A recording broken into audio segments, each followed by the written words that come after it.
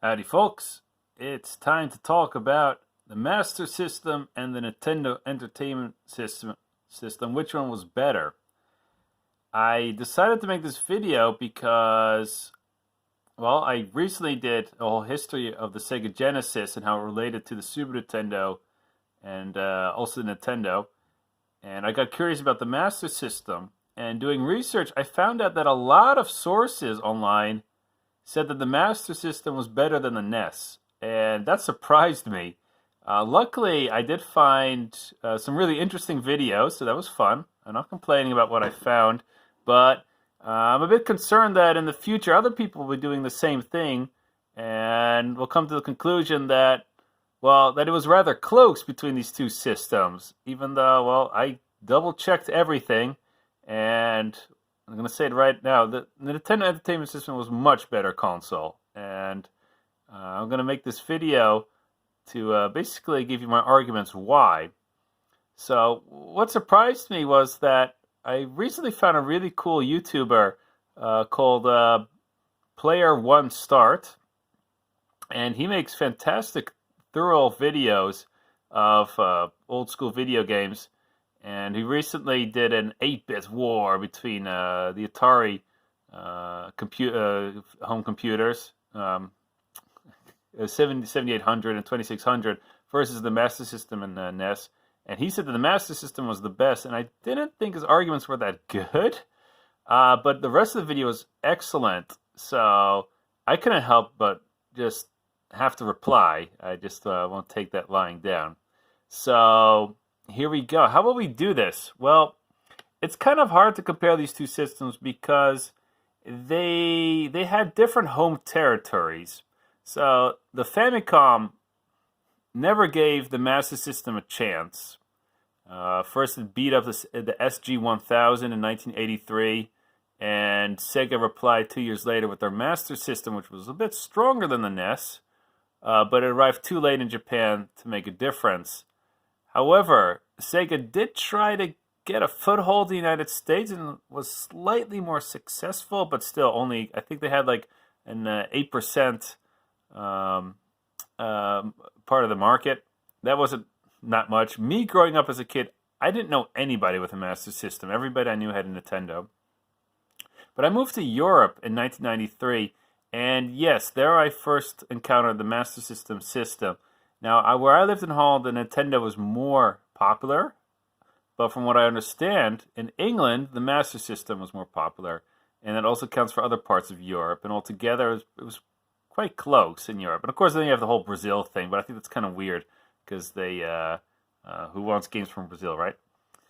But I'm going to do this list, comparing them as if you not only had access to the games in the Americas, but also that of Europe, because Europe actually had a couple of exclusive Master System games, especially after 1991.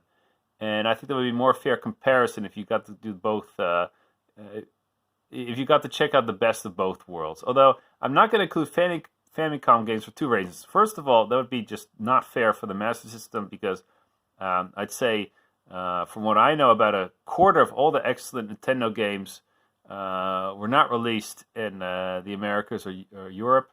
And second of all, a lot of them are hard to translate, and or I just don't know them.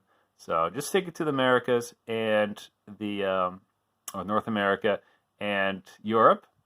Okay, so what I've done is made a list, and we're going to go through each genre, more or less in chronological order.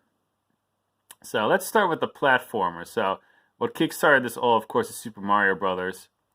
And the Master System equivalent came a year later, Alex Kidd. Well, it just was not as good. So just right off the bat, the Nintendo had quite a head start. And they'll continue with Ghosts and Goblins, released a year later. Okay, how do these numbers work? The left number is when the game was released in North America, so late 1885, and the right after the slash is when it was released in Europe, late 1986. It's kind of hard to find this information sometimes. Sometimes I would have to look at reviews and old video game magazines to have an estimation, but I think I did a pretty good job. Ghosts and Goblins from Capcom was really cool, and the Master System had Ghouls and Ghosts, but that was released well, as you can see, 5 years later. So for quite a long time, we only had that game. But the Nintendo also had Castlevania in '87, Contra in '88, and Bionic Commando in '88. So, and then late '88, you also have Super Mario Brothers 2. What did the Master System get? Well, Psycho Fox is kind of like Mario Brothers 2 when it comes to quality. No, not even close, to be honest. But that was also released earlier in Europe. But a bit of a cult hit. But by the end of late 1988, I would argue that the Master System had Alex Kidd and Shinobi's platformer games, while the Nintendo had at least 6 classics. As you can see, these games are. I tried to compare them. I put Ninja Gaiden here, even though it was released a year later than Shinobi. And so, what's up with the blue and red colors? Those are games I felt like they could not be missed at the time. These were big hits, and they would spur you to get the console. So I don't think anybody really cared much for Alex Kidd. It was just kind of like a pack-in game. But Shinobi, well, it was an arcade game. People were excited about that. And of course, in 1991, you had Sonic the Hedgehog. And just to be clear, the Master System version is actually pretty good. It's slower, but it has really cool level design. What the Master System has is a bunch of platformers with Disney characters, like Lucky Dime Caper, that's with Donald Duck, and Asterix. Oh, he's not Disney, but it's kind of a cult hit in Europe. And Land of Illusion with Mickey Mouse. Capcom made a couple of games for the Nintendo with Disney characters. I only used DuckTales here. But let's see. Ninja Gaiden was eventually released for the Master System. That was different. I compared that to Ninja Gaiden 2. Mega Man 3 and Sonic the Hedgehog 2. These are sequels. Master of Darkness, yeah, it's just not as good as Castlevania 3, but it looks a lot like it. I put Prince of Persia here, though, released late 92. I mean, everybody already had this game on their computer, but whatever. And a couple other hits here, too, for both systems. Altogether, the Nintendo had a way better selection of platformer games. Many more hits, many more classics. So, I mean, the Master System had plenty of good platformer games, but if you really wanted the best of the best, you go to the Nintendo. Now, adventure games, a little bit different. The first couple of them, first one of all of them was actually Zillion for the Master System, which is kind of like somewhere between Metroid and Mission Impossible for the old, or Impossible Mission for the computers. There was also Metroid. I think Metroid was a much bigger hit at that time, but I didn't make it red because not everybody was really into it. But they're quite comparable.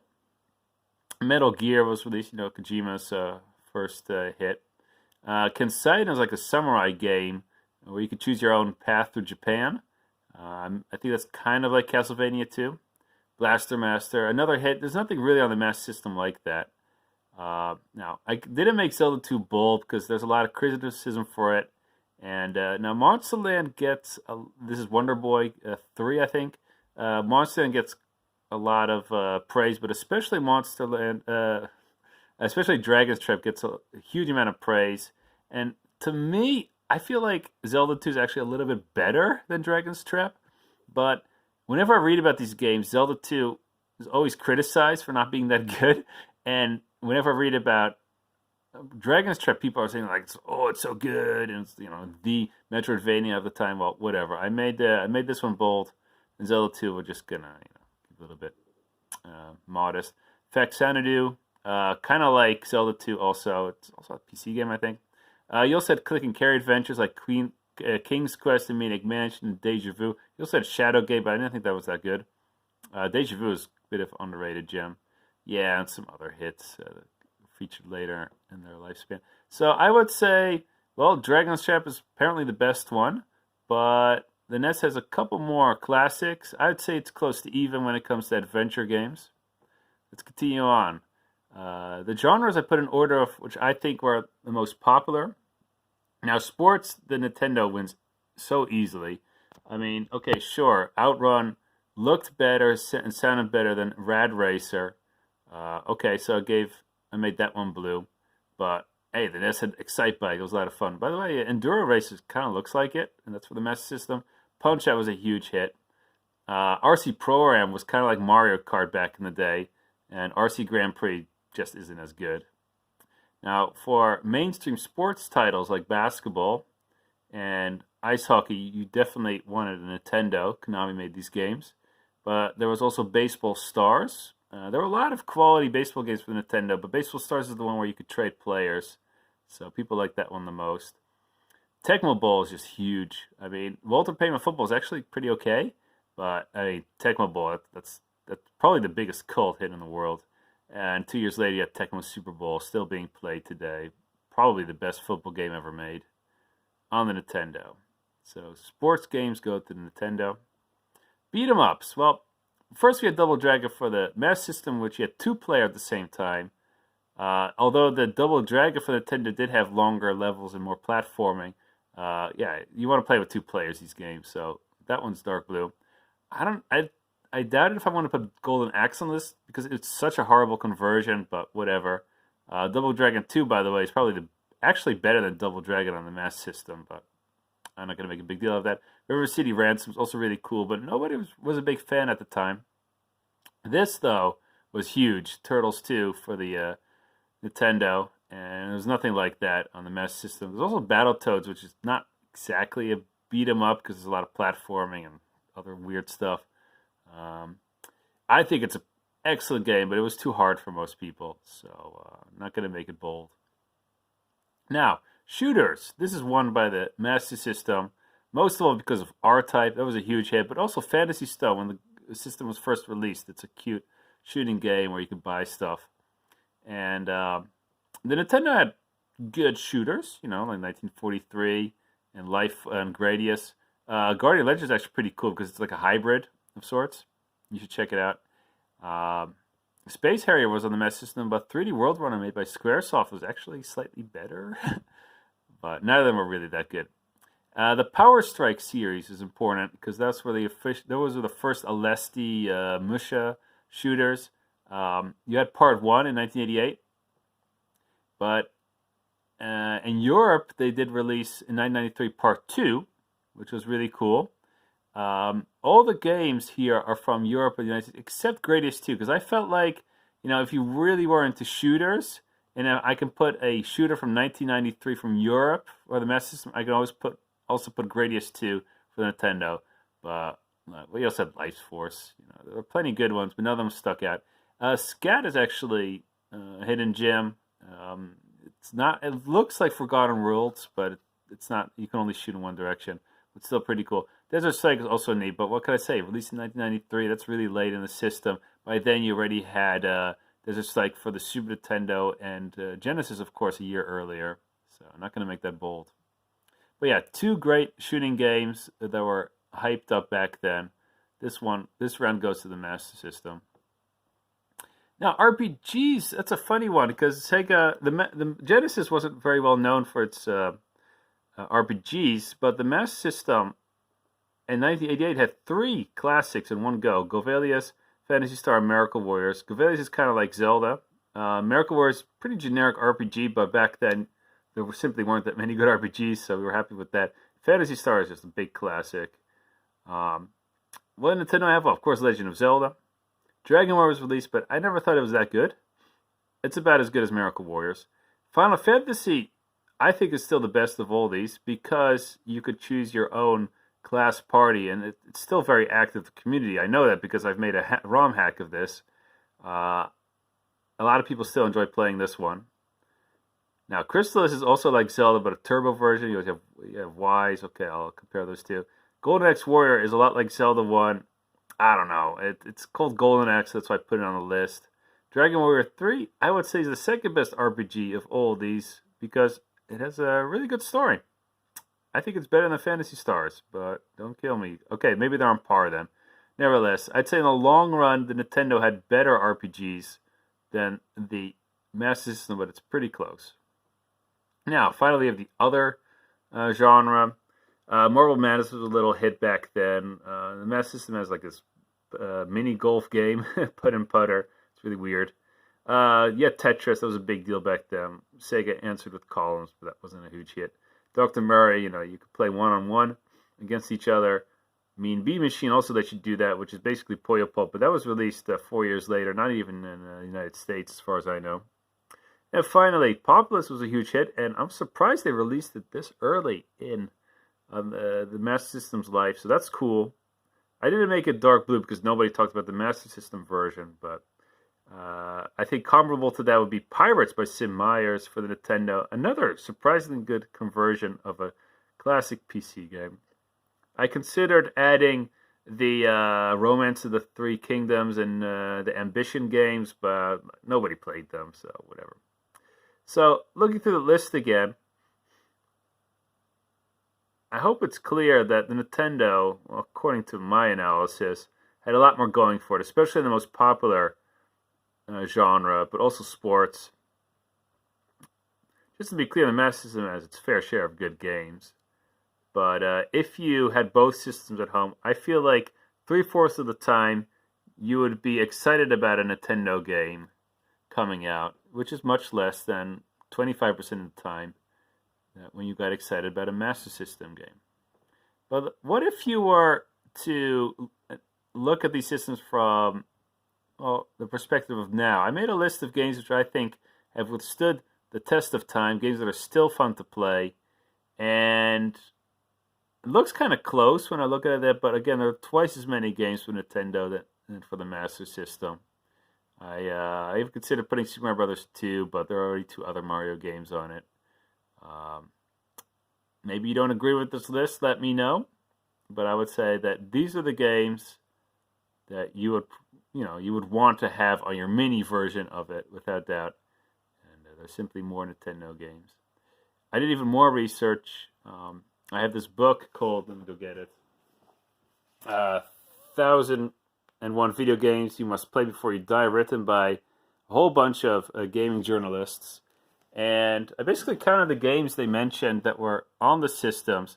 They made this list. Well, they mentioned a lot of arcade classics, so that's kind of unfair because the Nintendo basically had much more old school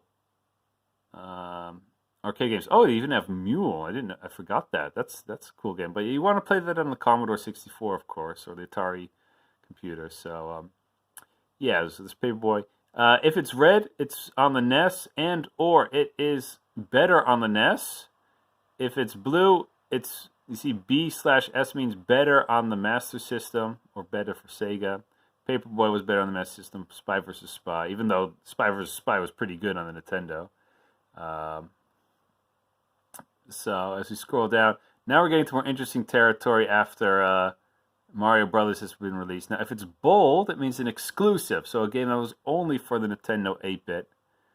And of all these games, the only one mentioned in 1001 games you must play before you die, Alex Kidd is the only bold one. And even in the part they write, they say, well, I wasn't as good as Mario, but, fond memories.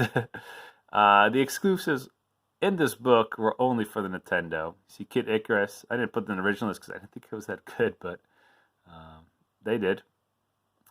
So here we see it all kind of go 50-50, but you'll notice that a lot of the blue ones are B/S, which means the game was also for the Nintendo, and it was also, not only was there a Nintendo version, it was probably also for another system, like the home computer, Bubble Bobbles for the Commodore 64. Ikari Warriors, I don't know, it's all over the place. So Outrun was, of course, at the time it was only for the Master System, and eventually it was released for the Genesis, right? And also other computers. So I was just scrolling down. Again, Zelda is an exclusive.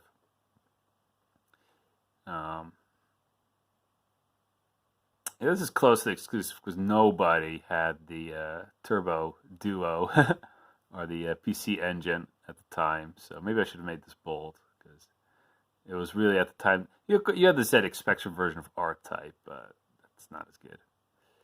So as we go down, we see that all the bold titles are for the Nintendo. Okay. Oh yeah, Speedball 2 was released for the Master System. Nobody played that. All right. So again, I didn't think Snake Rattle and Roll was that good, but whatever, right?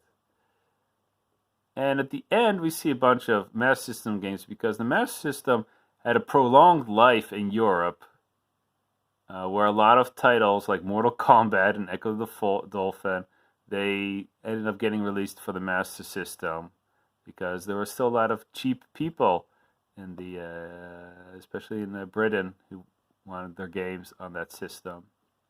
Okay, so that was my list of all the games. Let me know if you agree with me or not. I had a lot of fun looking into all these games. I didn't know all of them. If you want to stick around, I'm going to show you. Actually, I forgot to show you some games. So here are some images of Kensaiden. I didn't know this game, to be honest. You see Samurai game, quite an adventure. You can level up your stuff. And we had Psycho Fox, like I said, pretty weird platformer game. And here we have this the Lucky Caper with Donald Duck, quality platformer. I'm showing you all the games that I wasn't very familiar with until I did the research. Most of them I've heard of, but I didn't really look into them. Like, you just look at one image of Master of Darkness, you're like, okay, yeah, that's Castlevania, I'm done. But there's more to it than that, of course. Although, this game's case, you don't have a whip. Asterix, it has a couple of cool, quirky elements, very popular in Europe, but it's not that good. I compared it to Little Nemo on the Nintendo 8-bit. Zillion. You can't shoot the blaster in the game, even though your character is holding a blaster. FX Xanadu, a lot like Zelda 2. Older, I think. Here's RC Grand Prix for the Master System, the remote control racing game. But I didn't have the weapons that were in RC Pro-Am. Here we have Walter Payton football. Looks pretty cool, right? And we have the Ninja. Oh, I didn't mention this one. This is another cult hit. Kind of forgotten, but nowadays people kind of consider it like the Dark Souls old school shooters. It's very hard, but it has like a dodge system. So and lovely box art, of course. Power Strike, like I said, classic shooter for the Master System, part of the Alesti series. Power Strike 2, released later. Here's the first Nintendo game, Scat. I had forgotten about this game, honestly, but now it's a cult hit. Very good shooter. Govilius, like I said, kind of like Zelda. Not as better graphics, to be honest, but not as well designed from what I've heard. Miracle Warriors, very generic RPG. Like I said, this putty game, kind of like Monkey Ball. Oh, and finally, Sid Meier's Pirates was actually released, by Konami, for the Nintendo. Hard to believe, but there it is. I didn't know about this game at all until I actually sold it, and I was like, Pirates? Is it the Pirates? And it turned out to be the case. So there you have it. Okay, so that was fun. Let me know if you want me to compare the Saturn to the PlayStation. Or I'm thinking of making a video where the PlayStation is compared to the Saturn, later the Nintendo 64, to see if it really was that much better, because I think it was closer than most people think. But for now, I argue that the Nintendo was a much better system than the Master System. You should have gotten both, but because both had great games, and I wish I had both growing up. But if you had to choose, I think that the Nintendo is kind of maybe even twice as good. So, see you around. Till next time.